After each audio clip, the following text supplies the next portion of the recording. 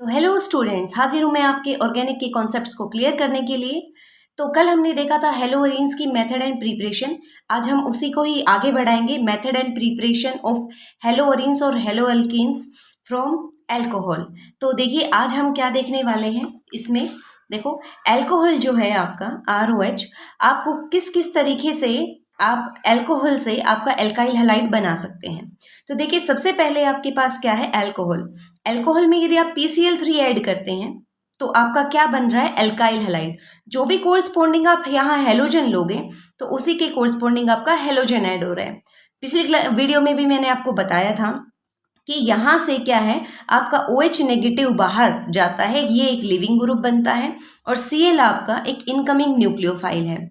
तो यहाँ पे प्रोडक्ट में जो बन रहा है वो Cl जो न्यूक्लियोफाइल है रिप्लेस कर देता है OH न्यूक्लियोफाइल को। तो कौन सी रिएक्शन हो गई है, nucleophilic substitution reaction, nucleophilic substitution reaction. तो आपसे मेथड एंड प्रिपरेशन में पूछा जाए कि बताइए हेलोअल्केन्स कैसे बनाएंगे, तो आप अल्कोहल में जब PCl3 ऐड करोगे तब भी आपका हेलोअल्केन बन सकता है।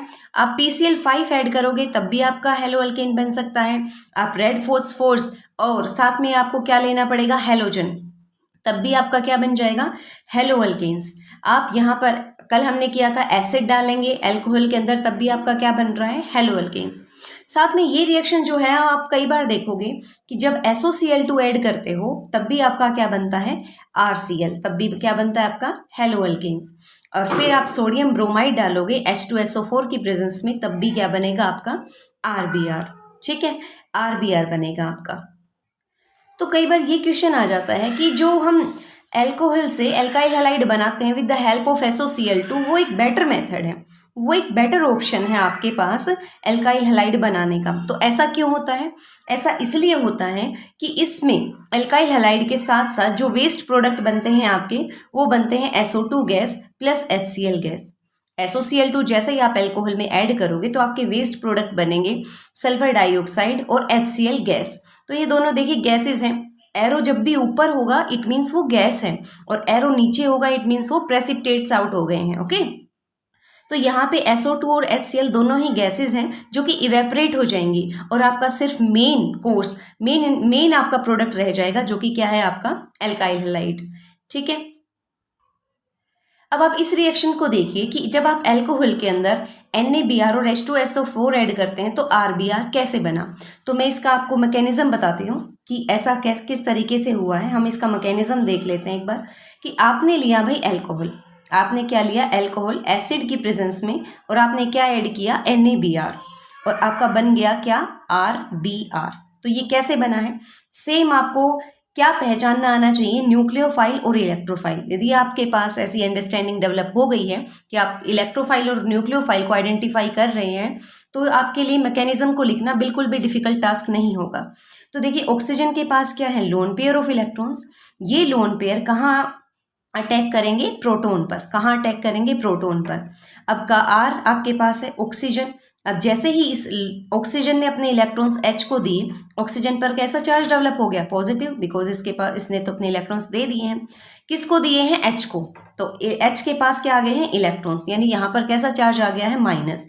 अब ये पॉजिटिव और नेगेटिव आपस में क्या हो चुके हैं, कैंसिल। तो इस ऑक्सीजन के पास एक हाइड्रोजन तो ऑलरेडी था, अब 2 इलेक्ट्रॉन की वजह से ये वाला हाइड्रोजन भी अब इसके साथ अटैच्ड हो गया है। सिमिलरली अब देखो क्या क्या टेंडेंसी है, ये जो ऑक्सीजन है इसके पास पॉजिटिव चार्ज आया। अब आपको पता है कि ऑक्सीजन जो होता है वो आपका एक इलेक्ट्रोनेगेटिव एलिमेंट होता है।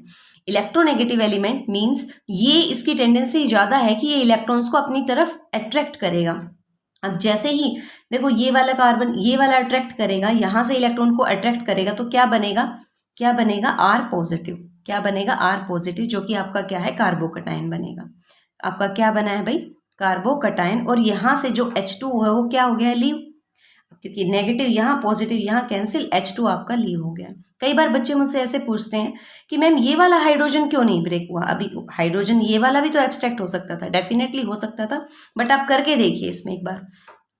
आप क्या करोगे, R O H और H।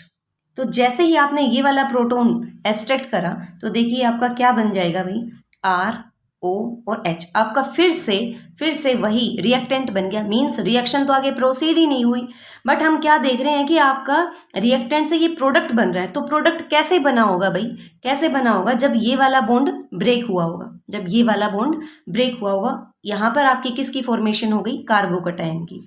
अब जैसे ही आपका ये कार्बोकटायन बना, अब आपके पास NaBr था, NaBr से Br नेगेटिव आपका क्या आ गया है? न्यूक्लियोफाइल। अब ये न्यूक्लियोफाइल इलेक्ट्रोफाइल पर अटैक करेगा।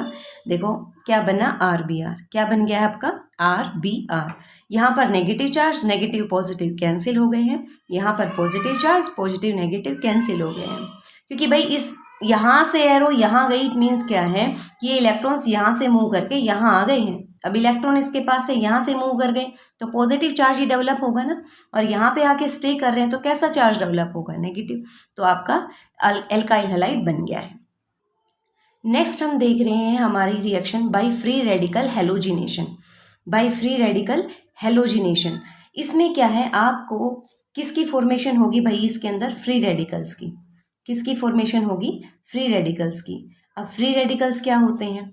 फ्री रेडिकल्स होते हैं ऐसे स्पीसीज जिसके पास अनपेयर्ड इलेक्ट्रॉन्स प्रेजेंट हैं। जिसके पास अनपेयर्ड इलेक्ट्रॉन प्रेजेंट होते हैं वो आपकी फ्री रेडिकल होती है। जैसे CH3 रेडिकल, इसके पास अनपेयर्ड इलेक्ट्रॉन है।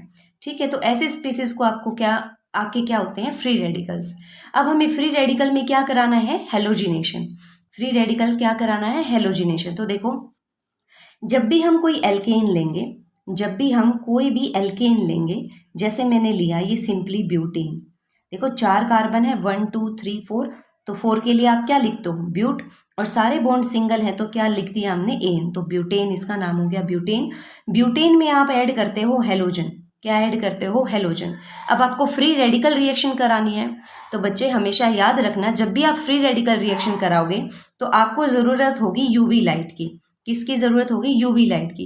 क्योंकि यूवी लाइट आपके पास ऐसे सोर्स ऑफ एनर्जी है जो आपके फ्री रेडिकल प्रोड्यूस करता है। तो यहाँ से आपका क्या प्रोड्यूस हो जाएगा भाई? Cl radical. अब ये देखो Cl रेडिकल कहाँ कहाँ अटैक कर सकता है? देखो Cl रेडिकल इस कार्बन पर भी अटैक कर सकता है, Cl रेडिकल इस कार्बन पर भी अटैक कर सकता है, इस पर भी और इस पर भी। देखो क्या बनेगा, यहाँ पर A वाले कार्बन पर जैसे ही अटैक करेगा तो देखिए क्या बनेगा? CH3 CH2 यहाँ पर आपका फ्री रेडिकल यदि जुड़ रहा है तो क्या बनेगा? CH2Cl। क्या बन रहा है भाई? CH2Cl। ठीक है, अब दूसरा प्रोडक्ट, ये मान लिया हमने A प्रोडक्ट है, दूसरा प्रोडक्ट क्या बन सकता है? इसी से दूसरा प्रोडक्ट बन सकता है जब आपका Cl इस कार्बन पर अटैच्ड होता है। तो देखिए दूसरा प्रोडक्ट क्या बनेगा? CH3 CH2 CH, और यहाँ पर क्या लग गया है आपका? Cl, और यहाँ पे क्या हो गया है? CH3। ठीक है, तो ये आपका कौन सा प्रोडक्ट हो गया? B। अब देखो जैसे ही इस कार्बन पर, नेक्स्ट क्या है, इस कार्बन पर यदि Cl लगता है तो यहाँ जैसे ही Cl लगेगा तो भाई वो तो सेम प्रोडक्ट हो जाएगा B की तरह, और यदि यहाँ पे आपका Cl लगता है वो सेम प्रोडक्ट हो जाएगा आपका A की तरह। इसलिए आपके सिर्फ और सिर्फ 2 प्रोडक्ट बनते हैं, आपके 1 और 2 क्या है? आपके 2 प्रोडक्ट बनते हैं इस रिएक्शन के अंदर। ओके, तो अब आगे देखिए, आपके एनसीईआरटी में क्वेश्चन दिया हुआ है कि आपके पास ये कंपाउंड गिवन है, ये जो कंपाउंड गिवन है इसमें आपको मोनोक्लोरिनेशन करनी है। क्या करना है भाई? मोनोक्लोरिनेशन। क्या करना है? Free radical monochlorination. मतलब क्या है? फ्री रेडिकल तरीके से आपको मोनोक्लोरिनेशन करना है। मोनो मीन्स क्या होता है भाई? 1।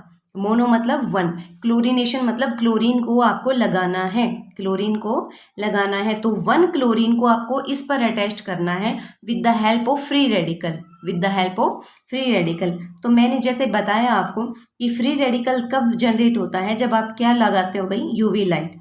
जैसे ही आप यूवी लाइट से कंपाउंड को रेडिएट कराओगे तो आपको किसकी फॉर्मेशन हो जाएगी? रेडिकल की फॉर्मेशन यहाँ से हो जाएगी। तो देखो किस किस टाइप का आपका कंपाउंड बन सकता है, कहाँ कहाँ आपका Cl अटैच्ड हो सकता है। तो देखो एक पॉसिबिलिटी यहाँ है कि यहाँ पर आपका Cl अटैच्ड हो जाए, दूसरी पॉसिबिलिटी यहाँ है यहाँ अटैच्ड हो जाए, तीसरी पॉसिबिलिटी है यहाँ कि इस CH पर अटैच्ड हो जाए, और फोर्थ पॉसिबिलिटी है कि इस CH3 पर अटैच्ड हो जाए।